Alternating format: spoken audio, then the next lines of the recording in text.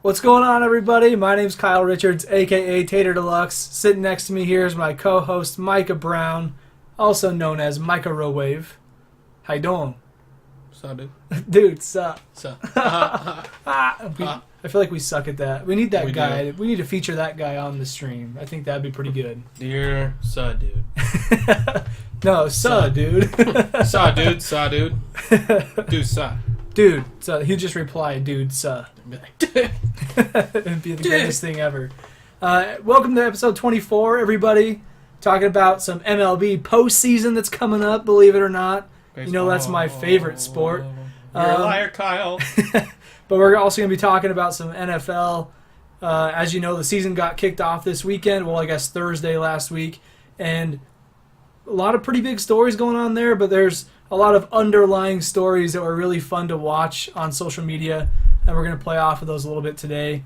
But before we get into all that, I want to talk about some other things that are happening that are pseudo-sports related, but not really at the same time.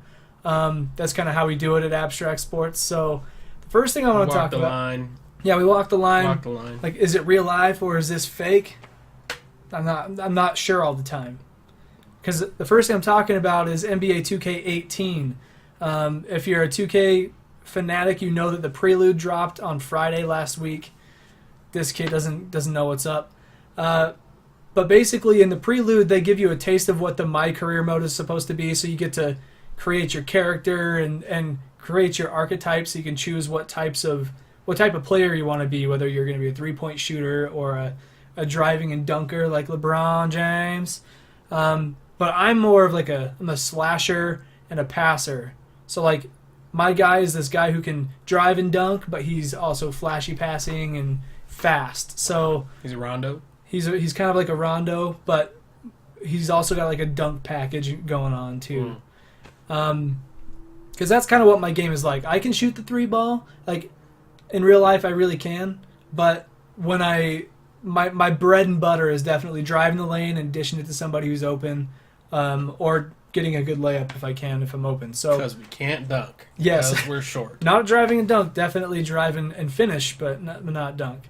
So I like to make my guy at least somewhat accurate to me. And so I played through the prelude, and I'm not going to lie, it was kind of a letdown.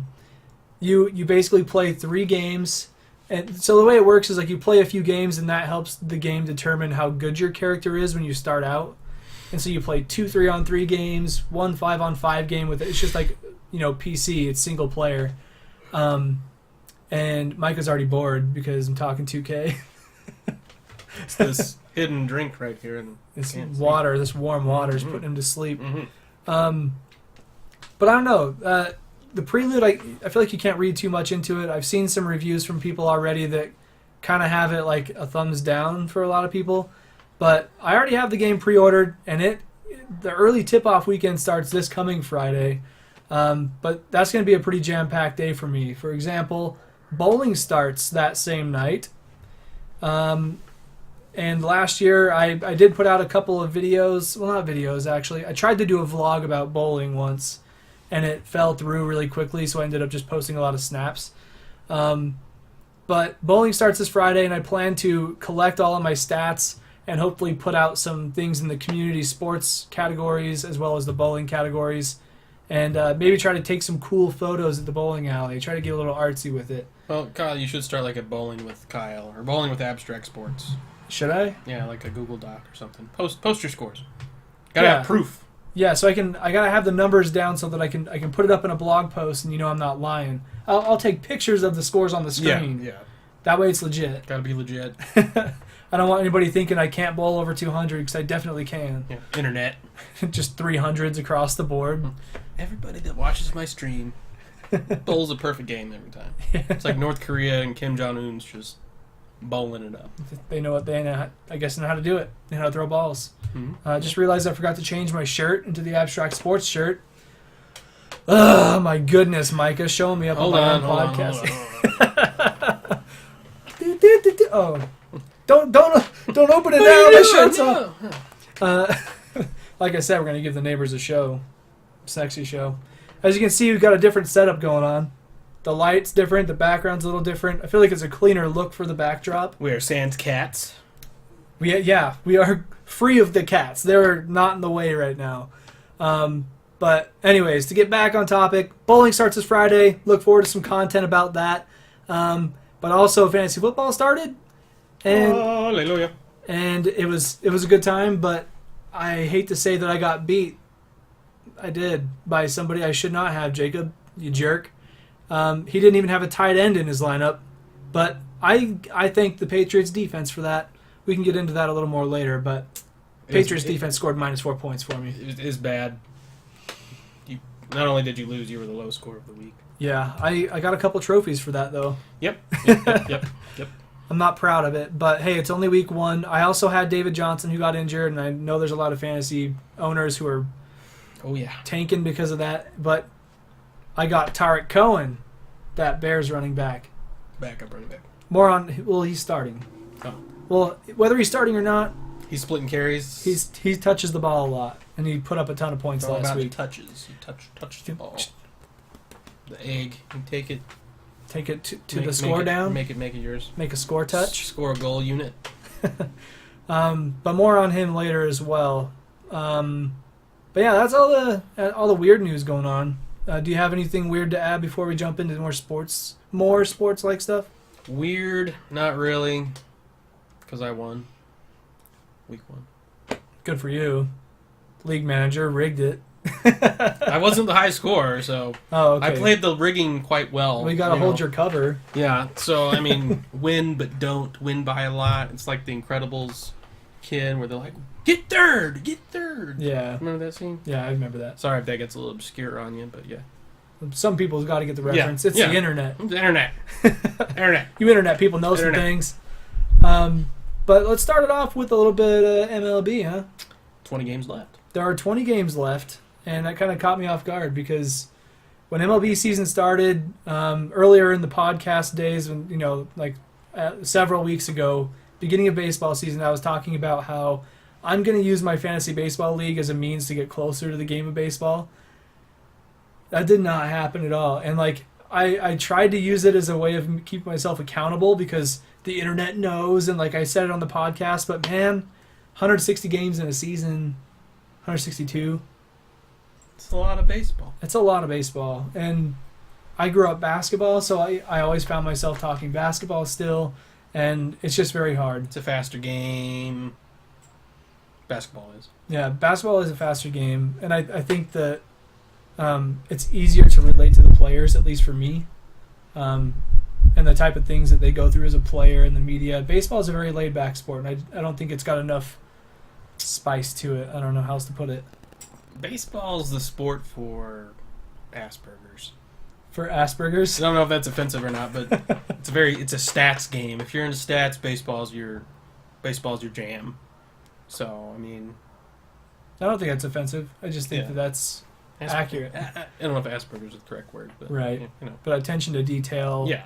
A lot of numbers involved in baseball. Lots of numbers. Everything's got a measurable stat alongside it, no matter what you're doing. And if you know me and this blog, it's not me, man. I'm not about them numbers and stats. I'm all about them hidden things that people have going on. Intangibles. It's like a ghost in the room. It's creepy. But let's talk about some of the top teams in baseball. And I only know this because I looked at the internet. What? For our soundboard. Intangibles. Yeah. By the way, we have improvements coming to the stream. We're going to be adding some soundboard sound things, and hopefully having a better intro besides just trying to play music and then playing ads on accident on Spotify. Improvements to come. Look forward to it. So we're looking at top American League teams according to MLB.com. A fish. The top American League teams are Boston, Cleveland, and Houston. I honestly don't know much about Boston this year. Have you heard anything going on in their world? I think they still have Red Sox. They do have Red Sox? I was like, wait, do they? See, he doesn't watch baseball. He didn't even get the joke. He's trying to get me. He's trying to get me. You half got me. That's a .5 one. You got me half a score. But I know Cleveland, though, this is one thing I do know. I'm going to steal it. Okay. But today they got their 21st win in a row. That is a record for the American League. Pretty hot. That is quite hot. Pretty hot right now. Steaming hot. And, they were obviously in the World Series last year. They clearly don't have a hangover like the Chicago Cubs do. Well, they didn't win. They didn't win, so they're coming back a little more hungry. But speaking of hungry to get some wins and do something for their fans, Houston, the hurricane that ripped through there, and these guys are going to be in playoffs. They will be, and for those who haven't followed baseball, Houston's a great example of trust the system. Houston's been bad recently, like real bad, bad last couple of years, and now they're in first in their division. They had young talent, and it's kind of coming through for them. So they're just kind of all their investments in young talent is paying off. Finally starting to gel. That's really cool to for a team, I imagine, that's been struggling for so long. But also, it's like the Timberwolves. If the Timberwolves actually did something. Okay. Yeah. That would be sweet to see. Yeah. And if they don't lose Zach LaVine to a leg injury, finally comes together for him. That would be really cool to see. Honestly, just not happening. Just a bunch of young dudes are like figuring it out and beating all these vets. That'd be so cool to see, especially in basketball for me. But to keep it baseball, the hurricane in Houston obviously super devastating to the people down there. And I'm kind of looking forward to seeing Houston playing some good baseball for their city. I think they could use a pick-me-up after what they've gone through. And, Texans. The Texans, yeah. Well, that's another thing, is J.J. Watt doing his thing, coming out of the tunnel with the flag. That was huge for that city. Like, when you watch those clips, you, can't help but get goosebumps. But, after baseball's over, they do have the Texans to help rally the city behind them and do some things. Bring them back down to earth. But that's American League. Do you want to go into some National League stuff? Yeah, sure. The Bryce Harper Washington Nationals, they're going to make the playoffs. Woo! I don't really follow the Nationals, so just Bryce Harper. Yeah. And then the Cubs are kind of coming back from a slump to more than likely win the division. It's not out of reach, though. It's really not. It's really not. It's not like Washington. Washington has a 20-game lead, whereas Chicago only has a 2-game lead. 2 games. And so with the, we just said before this, the 20 games, about 20 games left in the season, that means that the Nationals already clinched their spot for the NL East. Yeah. Because the team behind them is the Marlins. And they are 20 games back, so that means they got the spot. Yeah, they're below 500. The Marlins, it's not even close. So Washington's going to make it. Dodgers are going to win the West, even though they're kind of in a funk right now. They haven't been doing good. It looks like they do have, regardless of the funk, they have the most wins out of all teams. Yeah, they do. They started out pretty hot and kind of maintained it, and now recently they're just kind of in a funk. And they can't really get out of it. I don't know, they won either today. Yeah, they won today. Or they won yesterday. They won yesterday. Yeah, they won yesterday, but that was their first win in at least 9. Wow, maybe really? 10 games. Yeah. Then you look at the Indians, yeah, and the Indians are on the other side of the spectrum, but the Dodgers had built such a lead that it didn't really matter. Yeah. So the wild card race is going to come down to a couple of teams, probably Arizona, who we're going to see. That's true. So we're going to see. That's a fun little story to tell. So we have a friend in Kansas City, and me and Micah here, along with one of our other buddies, we're going to be flying to Kansas City at the end of this month, and we're going to catch 2 games? Probably 2 games, yes. Probably 2 games at least one. Of the Royals and apparently the Diamondbacks. Yep. Is it Diamondbacks both nights? Yep. So that'll be kind of interesting. Your Diamondbacks looking for some wins there. Oh, yeah. But an even cooler thing to add to the value of that trip is that the Royals are the professional affiliate of the team that's here in our hometown. Chuckers. The Idaho Falls Chuckers. And so I'm kind of thinking we should tweet at the Royals and be like, hey, what can you do for some local boys over here? We've provided we got your rooks, man. We provided you some players. How about some ticks? Ticks. Ticks. Ticks. Tickets. Oh. Bugs. Here's a spider. It is Missouri, so love bugs in Missouri. But I'm looking forward to that. If you know me, you know I have never flown before. So thankfully I have this guy and Jacob, our friend Jacob. I'm tempted to buy the in-flight Wi-Fi just to stream Kyle flying first time. Me just over there panicking, like, I'm gonna crash! Get me out of here. Oh, man. I just look out the window the whole time every time I fly. Like, my neck hurts because I'm just... Ooh. Well, that looks neat. It's pretty neat. But what if you don't have a window? You just... Get your ginger ale and shut up. Shut your damn mouth. Shut your damn mouth, man. Listen to some music. There you go. But that'll be a fun experience for us. I'm really looking forward to that. It's only a couple weeks away already. Holy cow. It's coming up Less quick. than a month. We fly out of here? We are flying out of here, so... Go to Salt Lake. Salt Lake to Kansas City. We're getting there like midnight on Friday. Yeah. But But that's like 10 our time, so we'll be fine. We'll be alive. Yeah. But apparently we're going to be eating barbecue, pretty much breakfast, lunch, and dinner while we're there. That's what our friend Gavin tells us. Breakfast barbecue. Breakfast barbecue. What do you get that's barbecue for breakfast, though? Barbecue.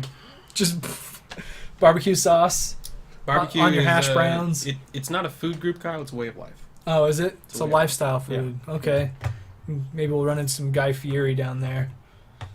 Show us some barbecue. Please, I'll just stare at his frosted tips all day. Diners, drive-ins, and dives. That guy does kind of scare me. I think it is the bleach tips. That's what does it. It's that in comparison with his fake enthusiasm. Yeah. Paired with when he's genuinely surprised, it's kind of like he just has a moment to himself. He just and you're just looks around. That's true. That is true. I've seen that on the show where he's like, the burger man. He doesn't even talk though. His face does the talking. Yeah, it's a little much. But I guess if I had my own food show, it's kind of fat. I might do the same thing. So. Well, hey, we got some hot sauce. Want to pound some on stream real quick? We're doing Jacob, David, and I are doing our Tower of Pain this weekend. That's this weekend. Yeah. Shoot, I forgot about that. Could live stream that or. You should describe to the people what you're going to do to yourself on Saturday. If you've ever watched the YouTube show that rhymes with Ot Ones, where celebrities and a host eat very spicy chicken wings. Well, we're doing that without the celebrities. We're going on I'll be there. We looked up some hot sauces in their Scoville unit ratings, and we picked out 9 sauces, because they're kind of expensive, some of them. And we're going to go from the least hot to the most hot. But the least hot starts at 25,000 Scoville units, which is quite a bit hotter than a jalapeno. So we're already starting pretty hot. Yeah, jalapenos are... I've done that before. They're candy to me. I love jalapenos, but putting a whole one in your mouth is not a good idea. You could do that all day. Don't do that at home, kids. We're starting way hotter than a jalapeno, and then we're going up to a sauce called Satan's Blood, which is pure capsaicin extract that is 800,000 Scoville units. Then we tried that one. Yeah, we tried it, just a dab. Not even a dab, a little dip. And it lights you up. It does. And I made the mistake of I put it on a toothpick, right? Just on the tip of it. And I did one of those numbers where just with my lips took the sauce off. And my lips were burning for 20 minutes. Yeah, it's bad. It was pretty unbearable. So it's really just the beginning of a hot poop contest. So it's a chicken wing contest ending with a poop contest, and basically the rules are going: you graduate to the next hottest sauce, but as soon as you take a drink of beer, milk, or water, or some sort of relief, ice cream, ranch, whatever, then you stop at that heat. You can go up just for fun, but you're no longer awarded the level of the next one of Heat Master. I don't know. The Heat Master Flex. Yeah. So whoever gets to the hottest without wimping out gets it. So if you're placing any bets, it's probably going to go on. Probably going to be me. Of all of our friends, I know that I can eat hot food. I don't know about David. David might David might have this. He might get you. Yeah, he might get me. I don't know. I don't know David well enough, but we'll see. But yeah, I know Micah to definitely eat some spicy foods. I love spicy food too, and I'll like push the limits on myself. But when I tried those 2 sauces, though, I'm like, guys, I'm not doing that to myself. I'll be an observer. I'll take video. Heck, maybe I'll put together a vlog. It'll be like competitive eating with fire. 7:18. Jacob begins to weep. And we'll have like some sad music. Sarah McLachlan. But yeah, so maybe I will throw together like a little competitive eating on fire. It's abstract. It is a little different, but it is competitive. Abstract. It's kind of hard. You have to argue whether it's a sport or not, but the competition part's a big aspect of that. Every 4th of July, there's a hot dog eating contest, and they call it sport. Joey Chestnut's a professional athlete. It's just like professional bowlers are athletes. They exercise their arm, their beard. Yeah, athletic. One part of their body's athletic. I don't know if that counts. Guard. I mean, I consider bowling a community sport because it kind of is. It involves a ball. You're competing, but that's a fun discussion to have. Like, is it a sport? And that reminds me, Jacob probably didn't watch the last podcast because we were trying to get him to do this thing, but we want to get Jacob on here. First of all, because he's going to be famous someday, and this is just his first platform. I'd like to do that for him.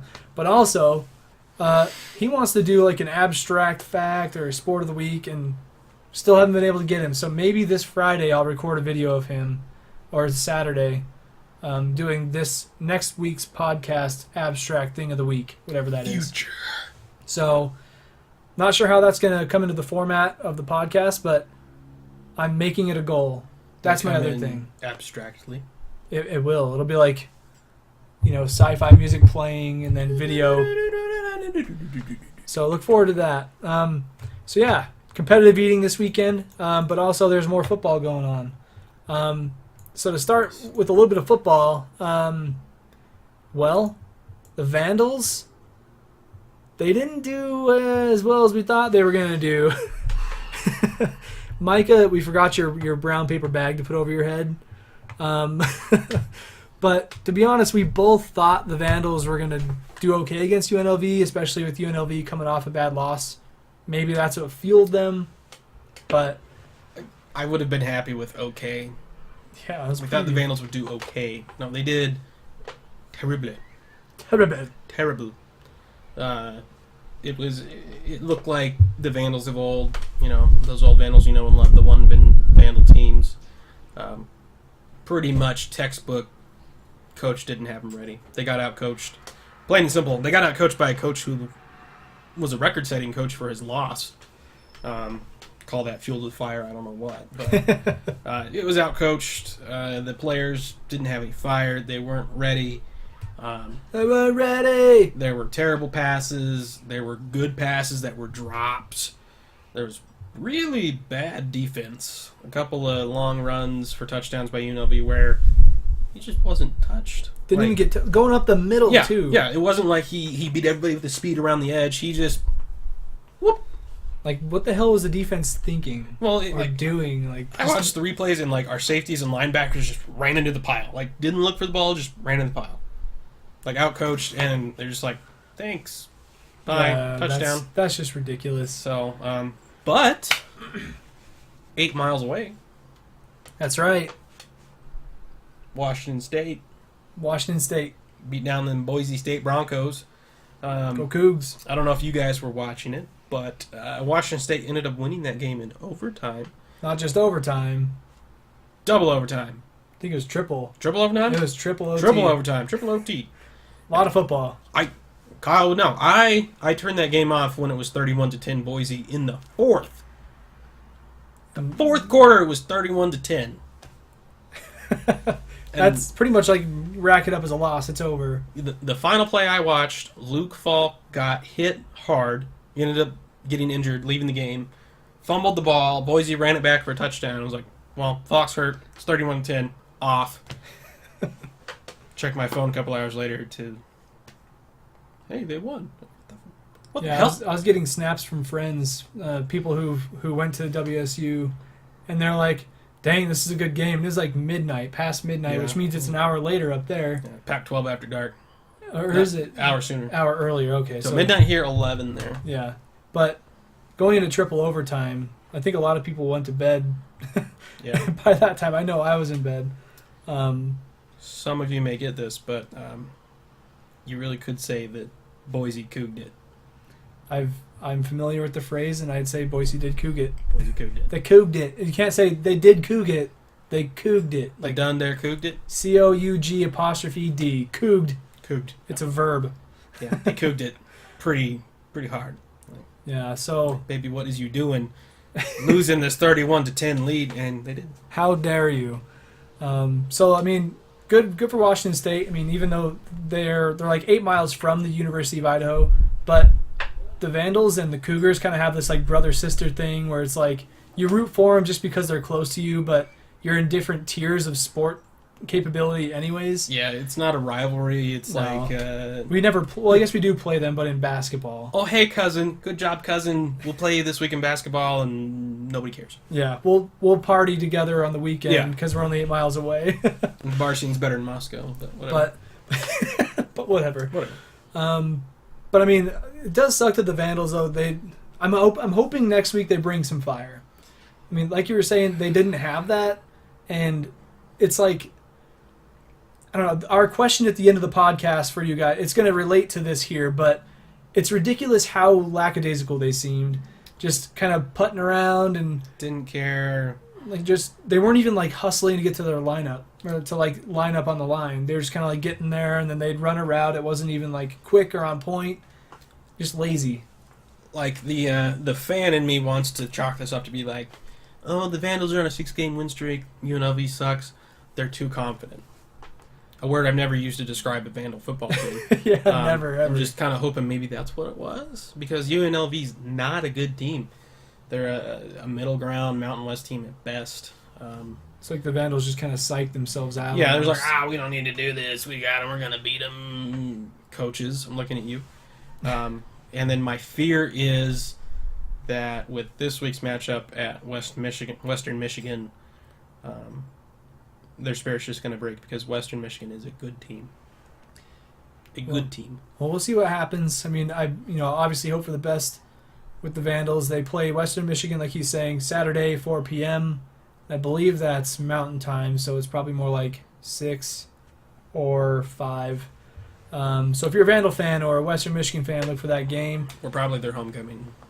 Oh, really? If I have, This early? If I have to guess, maybe. I don't know. I guess ours is in October. That's still early for us. But Mike has got a prediction. Did you already give that out? Kind of in my tone. It's going to be a guaranteed loss. The Vandals are going to lose by at least 2 scores, probably 3. Okay. I don't really have a prediction. I'm just rooting for the Vandals. Go Vandals! They're going to lose. On to the NFL, though. So, the game that we were talking up a whole bunch last week. We just can't get the predictions right. Like, even when the stars okay are at lined knowing up. things. I really am. I swear I know sports. I swear I know sports. I mean, well, I feel like everybody and their grandma's dog Yeah. rooted for the Patriots. True.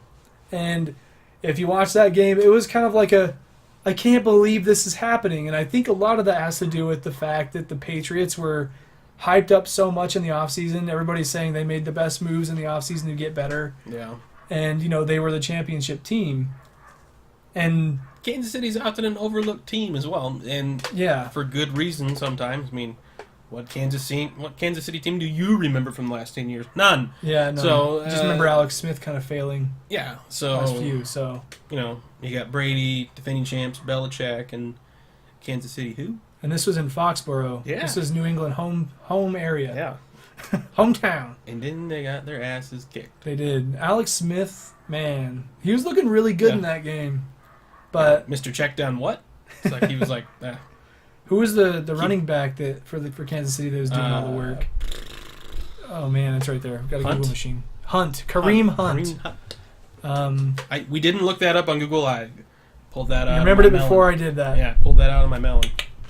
But yeah, he had a breakout game. Alex Smith, outperformed what everybody thought he would do against the Patriots defense. He outperformed Brady. And I had -4 points with the Patriots defense against them, and that's why I lost to Jacob. Mm-hmm. If I would have played my other defense, I would have beat him. They had like 8 points. That's a 12-point swing.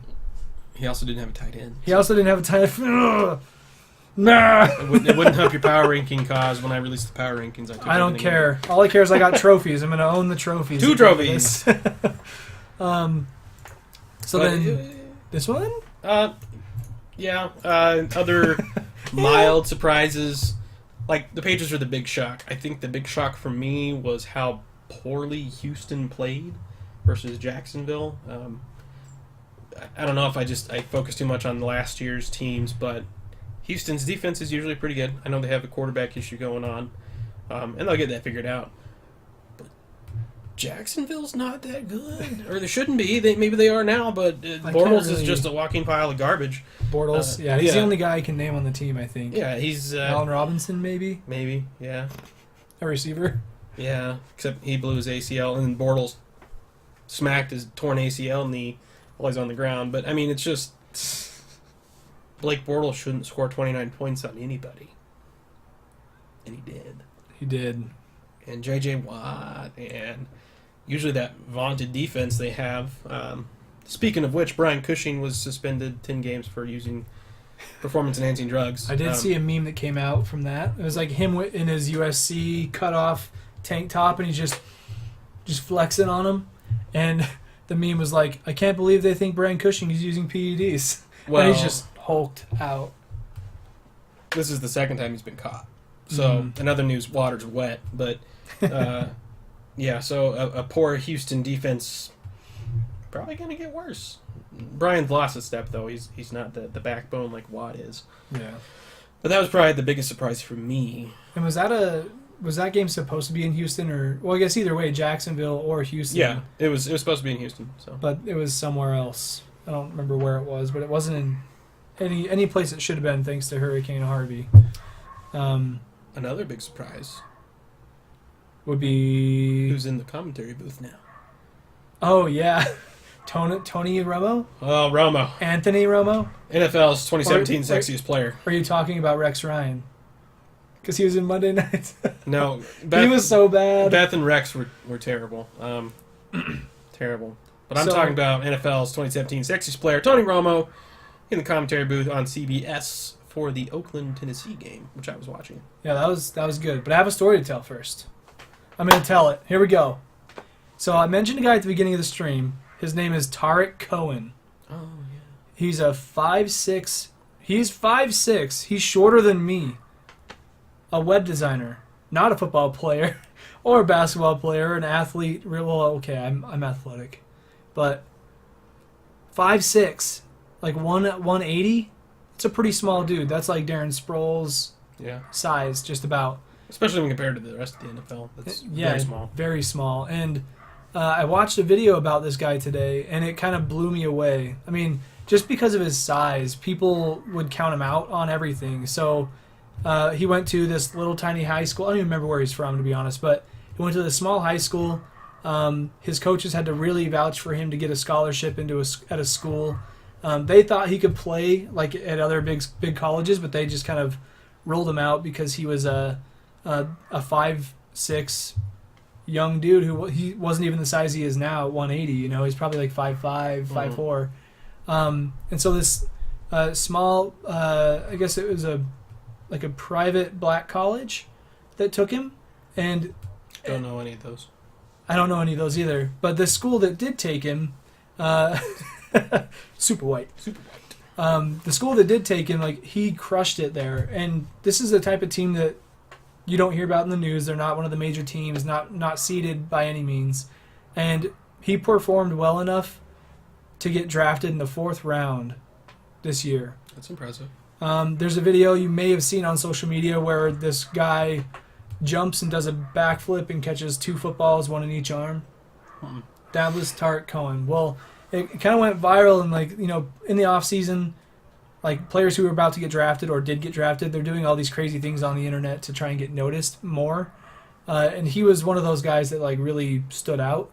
And I wouldn't lie if I I feel like I'd be lying if the viral video of him didn't help him in his ratings at least, or getting him noticed. Could have.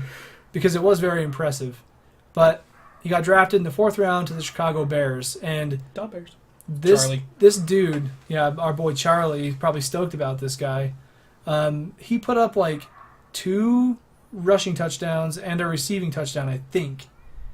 Plus he returns kicks, and he can catch the ball out of the backfield. He can do everything. He's very fast. I mean, seriously, imagine a Darren Sproles. Darren Sproles returns kicks, very productive on offense. I even watched this 5'6" dude plow over one of the best defensive players on Kansas City. Or not Kansas City. Chicago? No, the team they played. Atlanta. Just ran the dude over, and he got into the end zone for it. And it's just crazy, like, looking back at a guy 5'6", I can relate to him because I was a very small kid growing up, and I was always wanting to be involved in sports. Like, I don't know if I've told you this story yet, but this is a good one.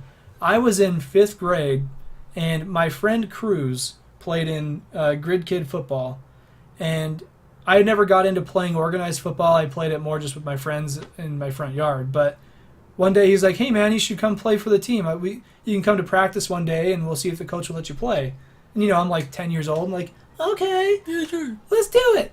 And so I show up to practice, and I wait till they're done practicing. And Cruz gets the coach to come over and talk to me, and I'm there just by myself. I don't have my parents there or anything. It's just me. And this coach looks at me, and he's like, "How much do you weigh?" And I'm like, 40 pounds? I don't remember what it was, but it was very low. And I was a small kid, but I'm the same size as Cruz. Huh.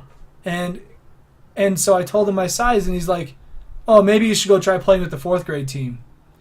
And I was just like, No, I'm okay. Because I didn't know anybody on the 4th grade team. Mm-hmm. I wanted to play with my friend Cruz. My friend Cruz is the same size as me, and he's like, "You should have told him you weighed 50 pounds. And I'm like, I wasn't going to lie.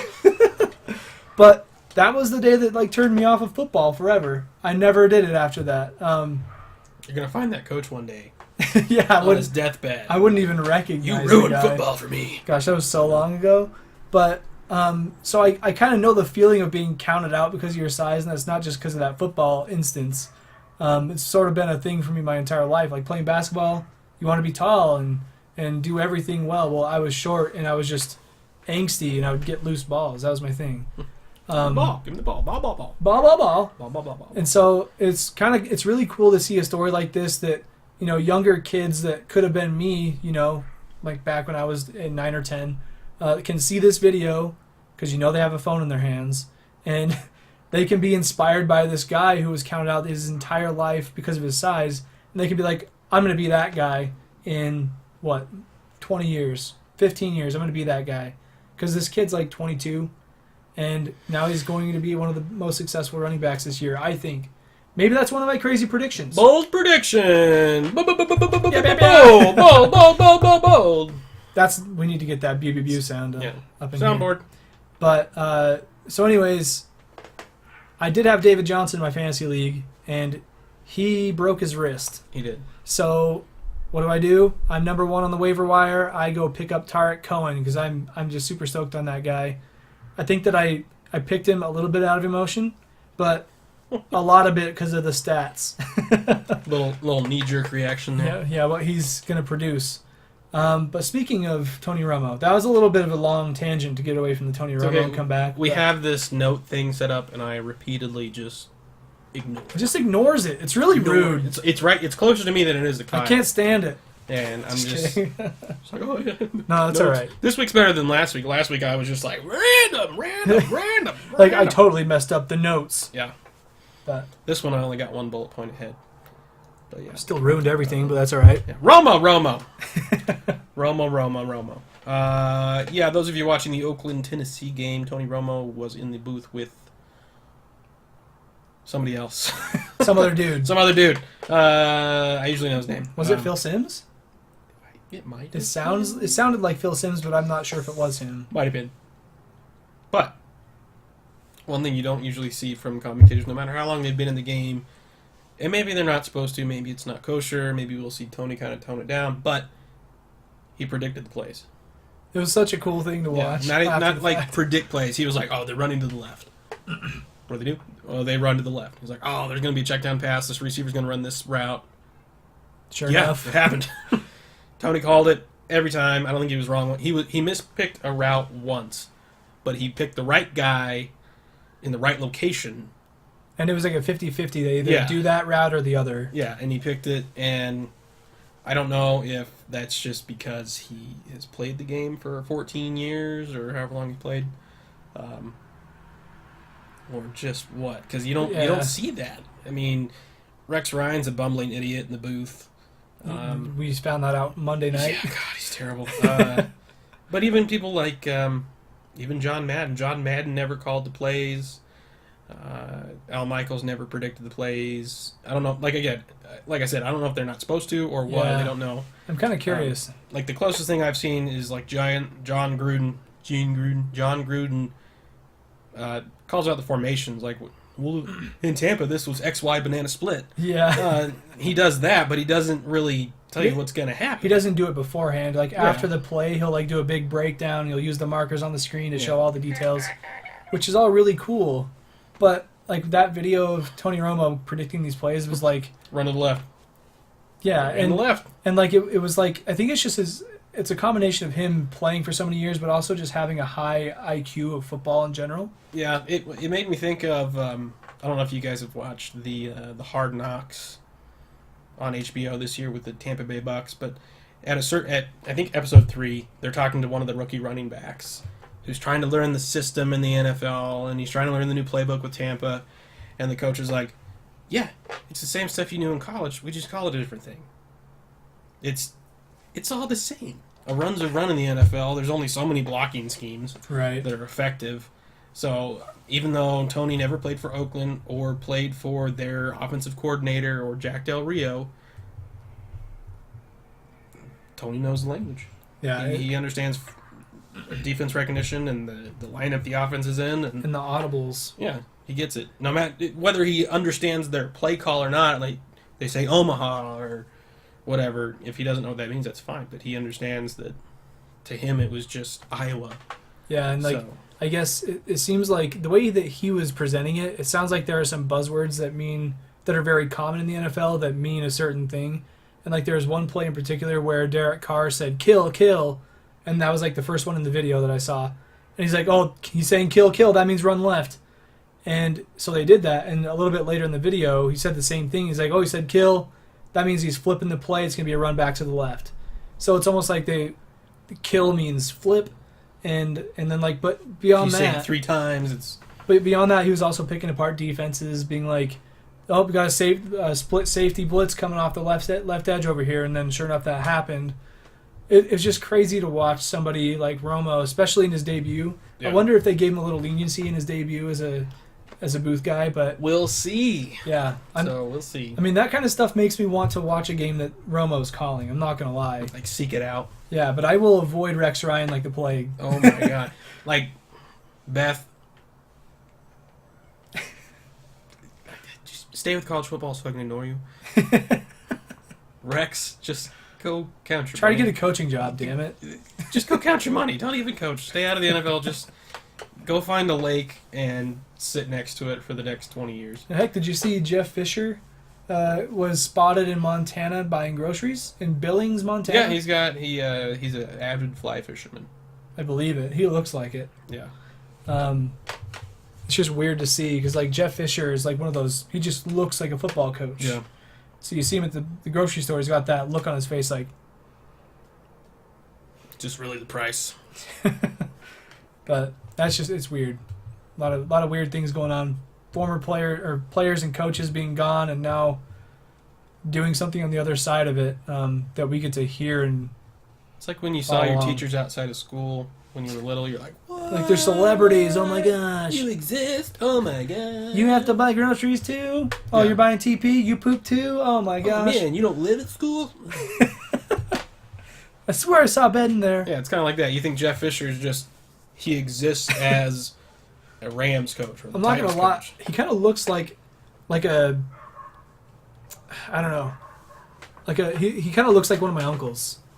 Like literally. He looks a lot like him. I'm not just saying that he has a look that looks like an uncle. He looks like my uncle. It's weird. So I'm like, Uncle Dale? Jeff Fisher? What are you doing here? I didn't know you knew football so well. But in spirit of Tony Romo, predicting these plays like a madman and almost like going rogue and against the grain, we're going to do a little crazy NFL predictions ourselves. Starting with yours. I'm going to do the first one. We don't have a whole bunch of these because honestly, in my head, I thought that there were a bunch when I came up with the idea. And then as we sat down to lay them on paper, it was really hard to come up with them. And so here goes. My first NFL crazy prediction, and this is for week 2, I'm is excited to hear this. Marshawn is going to run for over 200 yards in his Oakland debut. He's going to have the city behind him, and he's going to flip the cameras off twice this time, and he's going to get twice the number of yards. That was funny.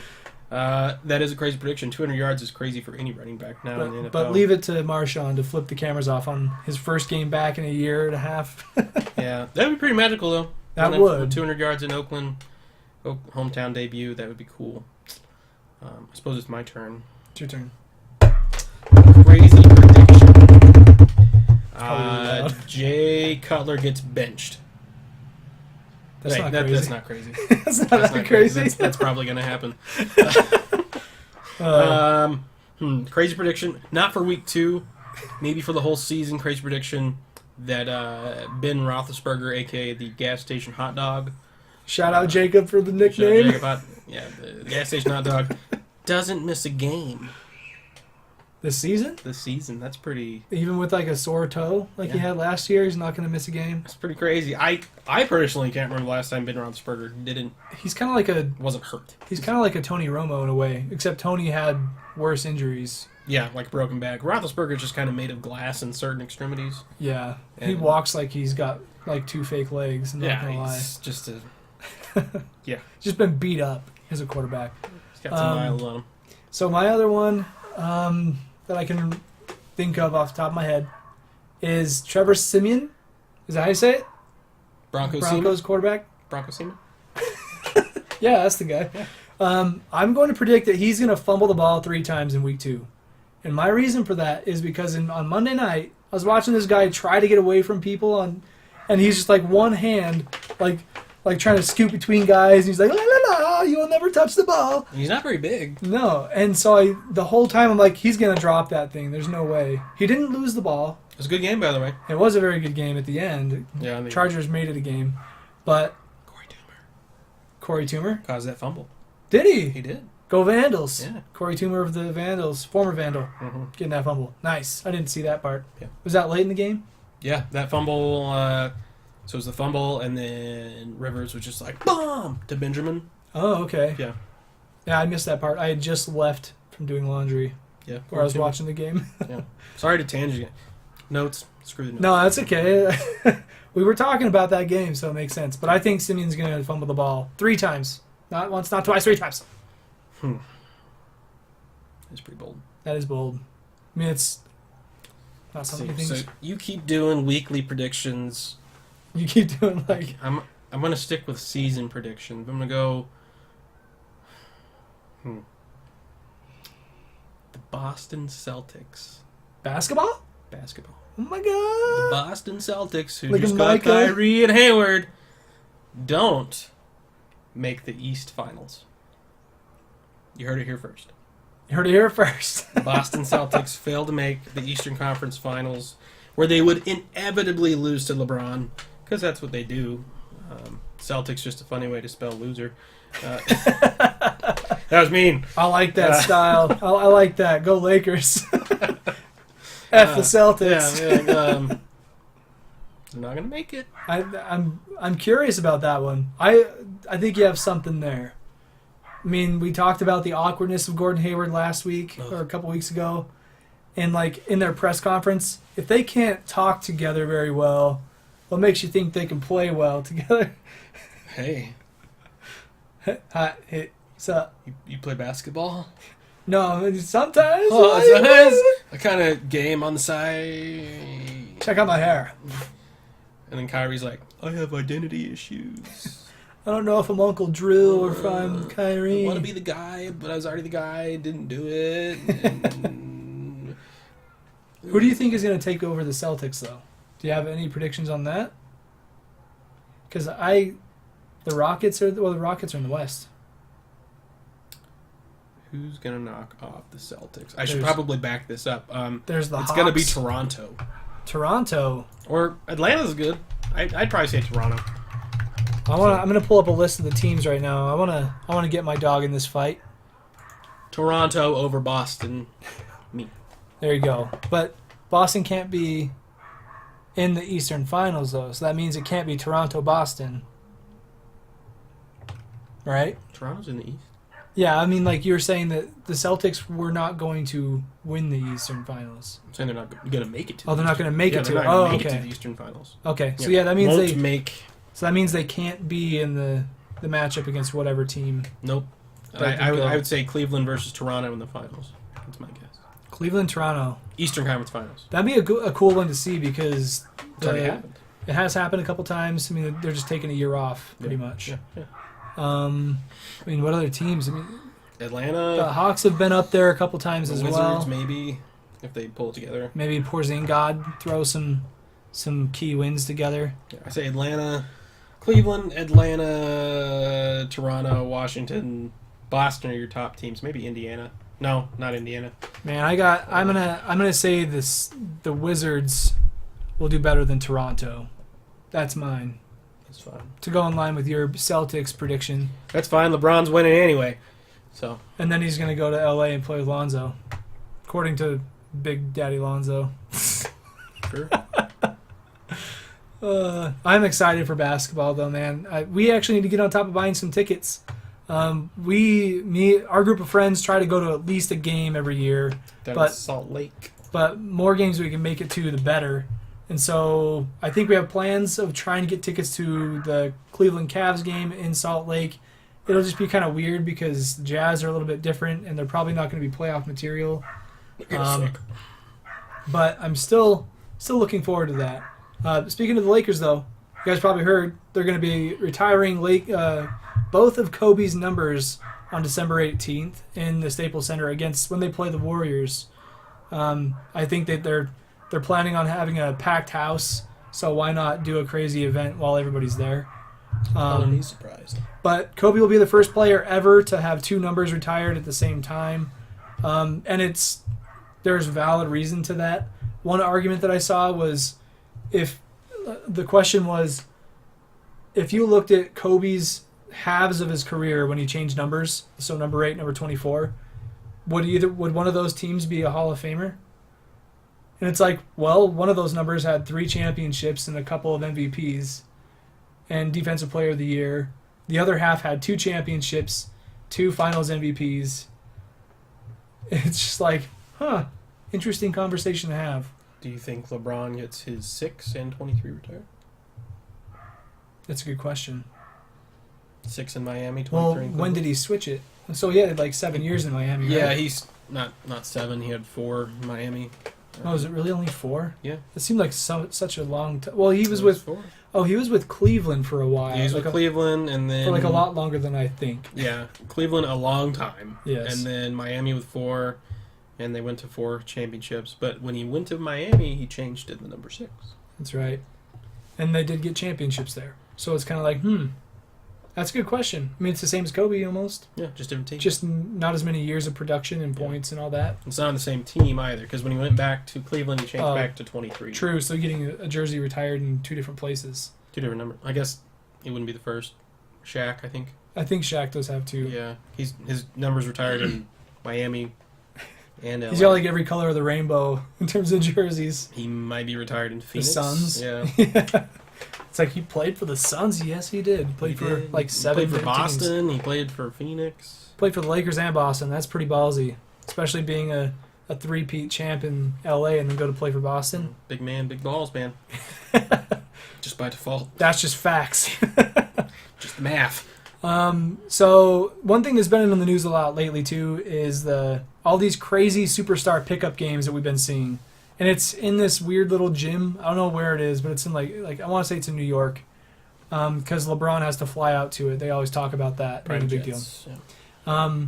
But all these superstars getting together playing pickup games. Like Russell Westbrook was in on one. What's a Westbrook? Recently. Russell Westbrook recently played basketball. And then he was also, so they had like Russ, LeBron, Melo. There were a couple other guys in there. DeRozan may have been there at one point, but Russ was like just balling on dudes. What'd he do? He was dunking over guys. Well, not over, but like the first highlight in this video clip I saw was him jumping from like near the free throw line, just soaring, just throwing it down. Basically, Russell has no chill. Yeah, no chill ever. No chill. And then I heard about this interview. This kid who's like he's not very well known. He's like a first or second year player, and he was playing with these guys, and he was playing against like LeBron, Melo, playing against Melo, and he was like, I played the best defense of my life in this pickup game, but he's like, it's totally different from being on TV or being like on a big stage and playing a pickup game because that game didn't matter. Yeah. He's like, I feel like I played the best defense of my life, and it's not going to be seen as any good, except to the like building respect with the players on the court at that time. But it's an interesting way to think about it.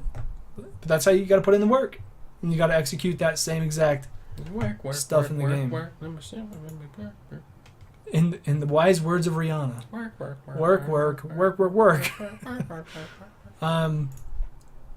But then speaking of Carmelo Anthony as well. Some more Lonzo news, Ball family news, kind of. Melo was ranked behind Lonzo Ball in the top 100, and this is by ESPN, okay? People who claim they know things about sports and stuff. They put a guy who's never played an NBA game ahead of Carmelo Anthony. Not only that, but pretty far down on the list. Yeah, not like number 99, 100. They had Melo at number 64, Lonzo at 63. And I think Reggie Miller described it as, it might have been Reggie Miller, man, I can't remember. There's so many people. But he described it as being guilty of a bad situation or a bad scenario where it's like Melo hasn't been super productive in recent years, but Lonzo has like a big shining future ahead of him. And then like all the other players are in front of him are like, okay, they all deserve to be there. But Lonzo, number 63 in the NBA, having never played a game before, it's kind of hard to say that. Pretty gutsy of a call. So, I mean... Do you think Melo should be ranked that low? See, that's such a hard one for me, too. But I will say that Melo is an overrated player. And I feel like there's a lot of Knicks fans out there, or Denver Nuggets fans, who are like, the heck are you thinking? Oh, that's weird. Like, because your arm is in the camera. Is like going on? No, it's good. I was just like, what the heck's going on over here? But I feel like there's a lot of Melo fans that are gonna, like, I feel like you should understand that. Like, he's put up a ton of points. He has a similar job as Kobe when he played to shoot the ball every time he touched it. That's like his responsibility because that's where he's efficient. Yeah. It just hasn't produced championships or really any success in the playoffs. And I think that it really depends on how they're comparing the criteria. It's kind of hard to put somebody on a top list when it's like so up in the air on a lot of things. Because like Lonzo could be a better team player than Melo, yeah. And if that's how they're looking at it, sure, I think he does belong in front of him. But if you're looking at like production and overall skill as a player, I think Melo gets that. So I don't know. It'll be interesting to see. As a Lakers fan, I'm obviously excited to see Lonzo play. I want to try to catch him in Salt Lake as well, whether you decide to go or not. I mean, don't want to. I guess it wouldn't be giving the Ball family those money. winter roads, man. That's true. That's a tough thing. Let's take that. Salt Lake Express. This is not a paid advertisement. Just like the Spotify playing in the intro before we got started today. Yeah. Oh, that was embarrassing. We'll figure it out. Cheap production. Yeah. Feel free to donate. Yeah, you can donate. I actually think I have the thing on the. I think I have the thing on the profile, the donate button. Probably. Well, you can donate if you want. I mean, if you do, it goes right back into the stream. Yeah. Just to give it back to you guys. We want to make sure you're entertained. You know, all of you people in this this whole All stream. 4 of you. Man, there's just so many people. If you're even still there. And that's probably just like Wisebot.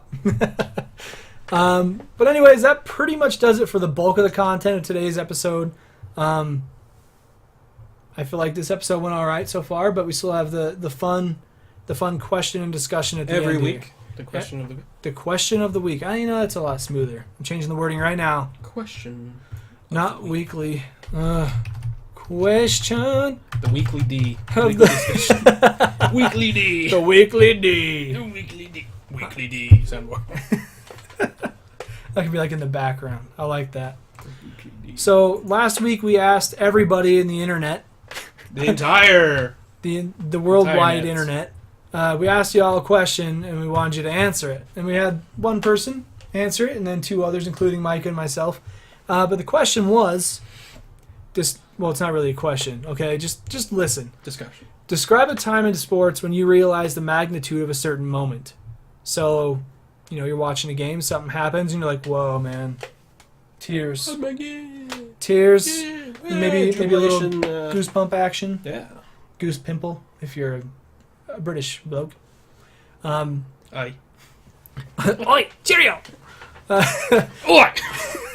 Australia. Okay, now you're like I'm reaching. Conor McGregor when he punches a punching bag. Oi! Oi! Oi! Oi! Still lost. Oi! But this moment could be something that you saw after the fact, like on a highlight or like a documentary, something like that. And mine, I actually saw it after the fact, and I was like, dang it, that's pretty cool. So here's what we've got. So Clay on YouTube, as usual, the man Clay coming through with the answer. His moment that had like more than just a sports moment was when the Idaho Vandals scored a game-winning touchdown. Actually, it was not a touchdown. It was a 2-point conversion. Yeah, Clay, we need you to specify, because they scored the touchdown first, which was remarkable because they only had like 48 seconds. I'm wondering if I messed that up. Did But you mess it up? I may have messed it up. Because So they scored the touchdown with they had 48 seconds left after Bowling Green scored. Yeah. And then they had 48 seconds. They went down, scored the touchdown, and they were down by 1. So they could have kicked for the tie. Yeah, could have kicked for the tie, but But they went for 2, and they got it. So Rob they won. Akey, So Clay, maybe specify, maybe? I think on his comment he did say when the Vandals scored. Scored. Okay. So, I mean, they scored, but then they had that decision. Do we kick the field goal and tie and try to go for another overtime and hope we get the defensive stop and score? Or do we go for 2? And Rob Akey's like, defense sucks. Go.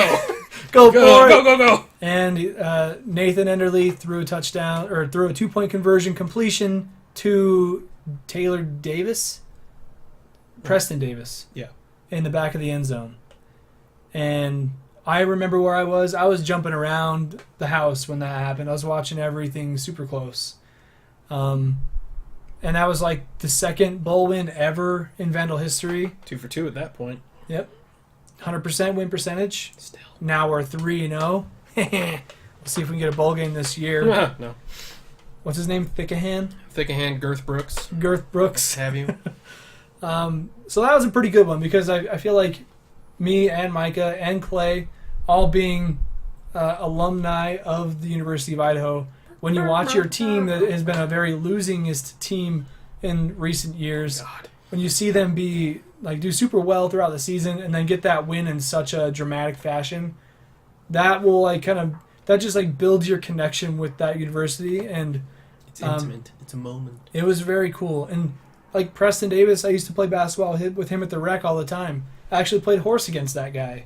And I went up to half court once, did a backwards half court shot, made it. He was like, "What's going on with this, man?"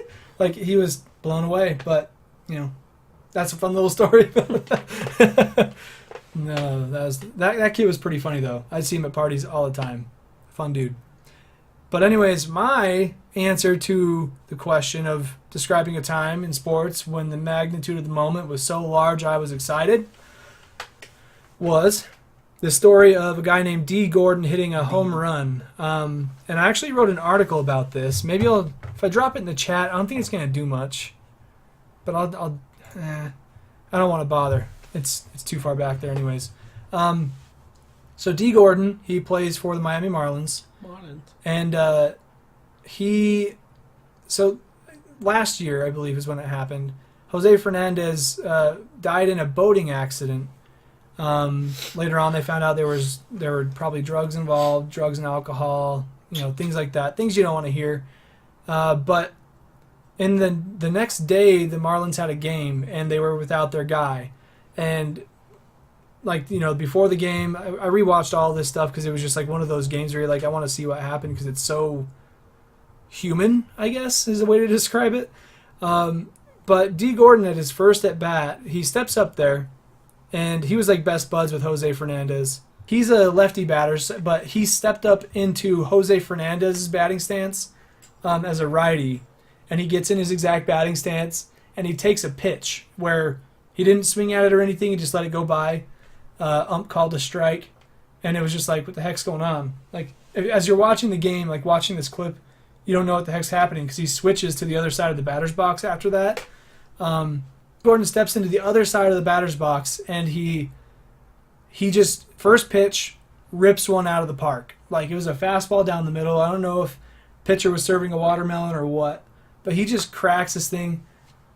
I mean, it barely makes it out of the stadium or out of the park, but that moment where it's like, this was obviously like a tribute at bat for D. Gordon for his buddy Jose Fernandez, and he goes up there and just nails one out of the park. And the crazy thing about it is that was his first home run ever. And I remember him saying like he had some help on that one, and it's kind of like, well, it was definitely a moment. Yeah. But man, it was so crazy to see, and like just the feeling of like togetherness as a team when something like that happens. It's unreal. It's one of those like make a grown man cry when you're watching that video. You should not crying, you're crying. It's raining. I don't know what you're talking about. And the rain's coming through the window. It's hitting me right in the face. So that's my answer to that question. Micah, what do you got for yours? Texas Cardinals, Game 6. Texas has a 3-2 series lead. They have a 2-run lead in the 9th. They are one strike away from winning the World Series, and they blow it. I'm a St. Louis Cardinals fan, so I was super stoked. Like, yeah, we have a chance. And then Texas come back in the 10th inning to hit a 2-run home run, and again are one strike away from winning the World Series. Deja vu. Like, we already spent our good luck card. We're not going to get this again. Well, St. Louis ties it up again. So twice. 2 times. One strike away. And then the game ends with David Freese hitting a home run, a walk-off home run to win Game 6 in just probably the best baseball game I've ever watched. Yeah. And it was fun. Especially being a Cards fan. Yeah, being a Cards fan. Like, it's my team. Like, even if I wasn't a Cards fan, it was a good game. Mm-hmm. Kind of like the Washington State-Boise game. I'm not a fan of either. Right. It's a good game. But inevitably, you could almost sense that Game 7 was going St. Louis's way. Just the momentum swing. Just from Texas being so close, just to have it, having... Everything was there for them. Yeah, they just kind of let it go. Yeah, snatching victory from the jaws of defeat. Yeah. We'll have this. Yeah. Or snatching defeat from the jaws of victory. There you go. Yeah. It just, the other way around. Yeah, the other way around on that one. Just so close to reaching the pinnacle of your sport. And that's kind of like, that reminds me, and I think I mentioned this before, like when the Cubs were down, what was it? They were down 2. Yeah, and then the rain delay or whatever. Yeah, this is like before the rain delay. Oh, before the rain delay, yeah. They were down 2, and then, to the Cleveland Indians, Game 7 of the World Series. Cubs haven't won in over 100 years. Indians hadn't won in over 70 years or something like that. And then after a rain delay, Jason Hayward comes out and hits a 2-run home run to tie it up. And then all of a sudden, you're just like, no way, is this happening? I can't believe it. My wife, Keltron, was actually in Chicago when that game was happening. Can you believe that? She gets around. Going to those nuclear conferences. But yeah, so those are just all some pretty great stories. And I mean, I think being a Cardinals fan, like, and them getting that win in such a crazy way, I think that has a lot of magnitude to it. Like, I don't know, just the sense of their team not giving up and like getting these clutch plays when they needed them. It just kind of, I don't know, it's good to see as a fan. Yeah. It makes you like really become a lifer of that team even more because of the cool moment you got to witness on, whether it's on TV or real life. So Still not a Cubs fan. Still not a Cubs fan? Still not a Cubs fan. Out of principle. I'm happy for the Cubs, but I'm not really, as we know, I'm not a huge baseball dude, so I don't have a team there. I just kind of follow the stories and I root for the good guy, I guess you could say. That's fair. That's fair. Well, that pretty much does it. Had one person come through the live stream today. Last week was a lot better. We had a few people right towards the end. Yeah. We'll have to figure out a good way to market this thing. Man, I feel like I've been doing a good job, but then there's like nobody in here. So that's all right, though. I'm not even upset because we're going to keep going. And it's going to be a good time. We're going to get better as we keep going. And the better we get, the more fun it'll be for people to come through. And looking forward to that day. Free money for all viewers. Not a guarantee. Read the fine print. Yeah, there's no cash. No, nothing, actually. Money is a ubiquitous term used. That's pretty much all we've got for all the sports content for you guys today. I will let you know that I'm going to... Wait, hold up. We never did the question. Ah, you messed up the notes. Nah. You messed up the notes. I think it's because Mr. Jackson's... He threw the whole thing off. Way to go, D. Jackson. Yeah, then we pretty much can't use this video on YouTube now because of that 1 second. Or we could just, like, delete that part of the video. It'll be a little weird, but... I didn't see the chat pull up there. Oh, it came up. Oh, it came up? Okay. It was weird, to say the least. Got it. But I'll cut that part out of the video for YouTube. So the question for next week, on the note of Vandals not having energy and the drive to want to kick some butt, you know? I'm just here to play ball. Just here, hey coach, and put me in so I can just sit here and I'm okay with however this take up space. Well, the question this week is, what do you do to hype yourself up? And I know everybody's got something. Like, you see, like, NBA players rolling into the arena in the playoffs. They got their Beats headphones on, and it's especially Beats headphones because there's advertisements all over the place. And they're just, like, in the zone. Like, they're there to work, and they're getting in the right mindset. And I think everybody has that one thing, or maybe a combination of things. You're doing a haka. Yeah. You're taking shots of tequila. You're... whatever it is. Yeah. I think everybody's got something that, like, really... minor drug references in this episode. Drugs. But I'm curious to hear what you guys do to get psyched about something when you're about to go lift weights or when you're going on a run, when you're about to go play in a game, you know. So about to go on a date. Go on a date. What do you do to get turned before your date? Yeah. So feel free to drop a comment with your answer to that question. You can tweet it at us at Abstract Sports on Instagram, DM us, anything you want to do, and we'll share it in the show next week. As for quick announcements, this Friday NBA 2K18 comes out, and I'll be streaming some of that on my personal account, possibly hosting over here on Abstract Sports.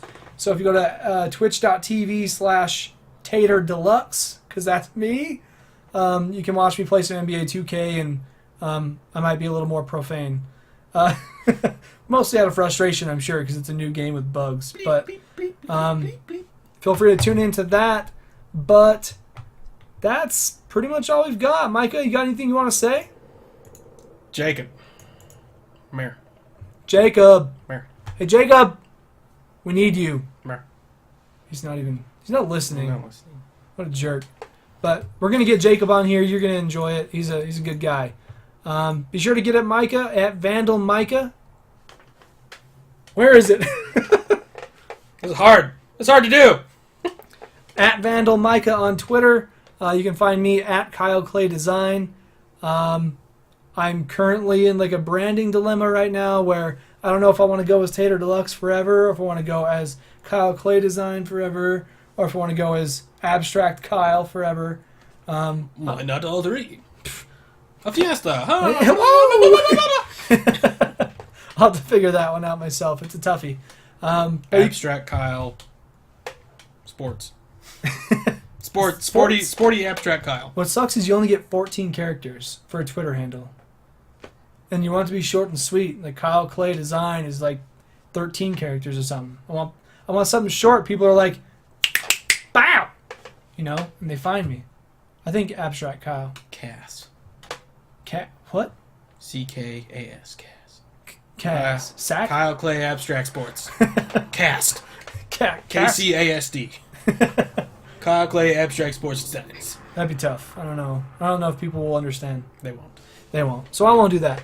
But you can find the audio version of this podcast on SoundCloud, iTunes, Stitcher. You can also find it on YouTube with a little bit of an edit in this episode, thanks to D. Jackson, whatever your name is. Please drop a comment, like, follow, subscribe, do all the things that make you happy. So do all those things because you know they make you happy. You will definitely want to follow us on Facebook, Twitter, Instagram, Snapchat. We try to put up different content on all those different outlets. But that's all we've got for you today. I'm Kyle Richards, co-hosted with Micah Brown, a.k.a. Micah Wave. And you can catch us next Wednesday. Bye. Deuce is bye. Hasta luego. Buenas noches. Have a wonderful time.